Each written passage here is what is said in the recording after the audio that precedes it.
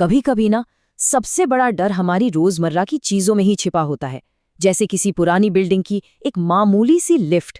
आज हम एक ऐसी ही कहानी के बारे में बात करेंगे जहां एक छोटा सा डर धीरे धीरे बढ़कर एक भयानक सपने में बदल जाता है। कहानी की शुरुआत इसी एक लाइन से होती है, एक ऐसा घुटन भरा एहसास जहां भागने की कोई जगह ही नहीं है। ये कहानी है एक छोटी सी लिफ्ट की, जो एक 12 साल के लड़के के लिए आतंक का एक पिंजरा बन जाती है। तो चलिए मिलते हैं मार्टिन से। वो इस कहानी का हीरो है, पर कोई सुपर हीरो नहीं। वो बस एक आम लड़का है जो एक बहुत ही आम डर से जूझ रहा है। एक ऐसा डर जो उसकी पूरी जिंदगी पर हावी हो गया है।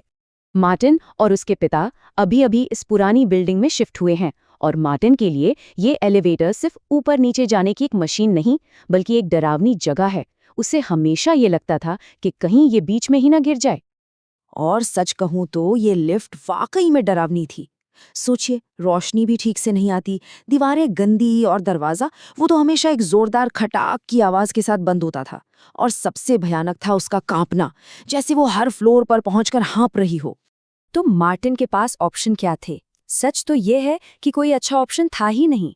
एक तरफ थी वो डरावनी लिफ्ट, और दूसरी तरफ अंधेरी भयानक सीढ़ियां, जहां हमेशा ऐसा लगता था जैसे कोई पीछे चल रहा हो। मतलब वो पूरी तरह से फंस चुका था।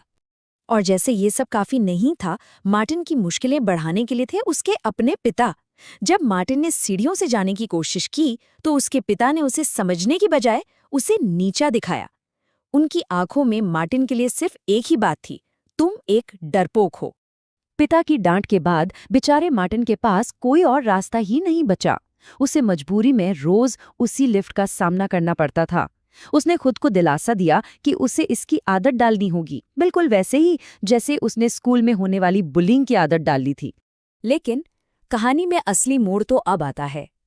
अब तक डर सिर्फ मार्टिन के दिमाग में था, पर अब डर का एक चेहरा था, एक ऐसा चेहरा जो उसे लगातार घूर रहा था। जरा सोचिए उस सीन को। लिफ्ट का दरवाजा खुलता है और एक अजनबी औरत अंदर आती है। वो इतनी मोटी है कि लिफ्ट में बिल्कुल जगह नहीं बचती, और फिर वो कुछ बहुत अजीब करती है। दरवाजे की तरफ मुंह करने की बजाय वो घूमती है और बिना पलक झपकारे सीधा मार्टिन को घूरने लगती है। ये सिर्फ एक बार नहीं हुआ, ये एक पैटर्न बन गया। सुबह, फिर दोपहर, फिर अगले दिन सुबह, वो औरत हर बार वहां होती थी, और उसका घूरना हर बार और डरावना होता जा रहा था। और फिर एक दिन वो मुस्कुराई, और यकीन मानिए ये कोई अच्छी वाली मुस्कान नहीं थी।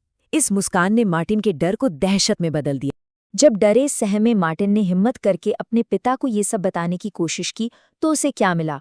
कोई मदद नहीं, कोई हमदर्दी नहीं, मिले तो सिर्फ और ताने। उसके पिता ने उसकी बात को एक मजाक समझकर उड़ा दिया। उस औरत की मुस्कान देखकर मार्टिन इतना घबरा गया कि वो पागलों की तरह सीढ़ियों से नीचे भागा। लेकिन अंधेरे में उसका पैर फिसला और वो गिर गया। भागने की इस कोशिश ने उसे एक और भी बड़े जाल में फंसा दिया था। अब वो चल भी नहीं सकता था। एक टूटी हुई टांग। अब मार्टिन के पास कोई रास्ता नहीं बचा था। वो सीढ़ियों का इस्तेमाल नहीं कर सकता था। अब उसे उसी लिफ्ट में जाना था जहां उसका सबसे बड़ा डर उसका इंतजार कर रहा था। ये एक नंबर मार्टिन की पूरी बेबसी को दिखा रहा है। अब वो सिर्फ डरा हुआ नहीं, बल्कि शारीरिक रूप से भी कमजोर था। उसके भागने के सारे रास्ते अब बंद हो चुके थे। ये शायद कहानी का सबसे दिल दहला देने वाला हिस्सा है।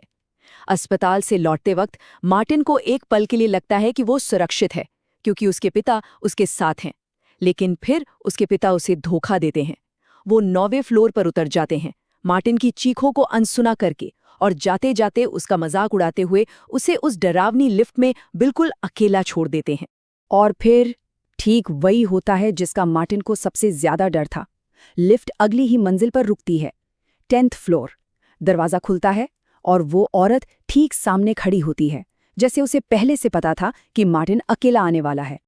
और कहानी इन्हीं खौफनाक शब्दों पर खत्म हो जाती है। हेलो मार्टिन, उसने कहा, और फिर वो हंसी और उसने स्टॉप बटन दबा दिया। लिफ्ट रुक गई है, मार्टिन फंस चुका है, और आगे क्या हुआ यह हमारी कल्पना पर छोड़ दिया गया है। तो सवाल ये है कि इतनी सिंपल सी कहानी हमें इतना क्यों डराती है? चलिए इसके पीछे की साइकोलॉजी को समझने की कोशिश करते हैं। ये सिर्फ कोई भूत की कहानी नहीं है। ये डर के कई लेयर्स का एक परफेक्ट कॉम्बिनेशन है। देखिए, इस डर के पीछे ना 4 मेन वजह हैं। पहली, क्लॉस्ट्रोफोबिया यानी बंद जगहों का डर, और स्कोपोफोबिया यानी घूरे जाने का डर। ये डर बहुत कॉमन है। दूसरी वजह, मार्टिन की बेबसी। वो एक बच्चा है जिसकी कोई नहीं सुनता। तीसरा, उसके अपने पिता का बर्ताव जो उसे बचाने की बजाय उसे और खतरे में डाल देते हैं। और आखिर में उस औरत का रहस्य। हमें पता ही नहीं कि वो कौन है या क्या है, और यही बात उसे और भी डरावना बनाती है। और यहीं पर एक बहुत ही दिलचस्प बात सामने आती है कि इस कहानी में असल में एक नहीं बल्कि 2 मॉन्स्टर हैं।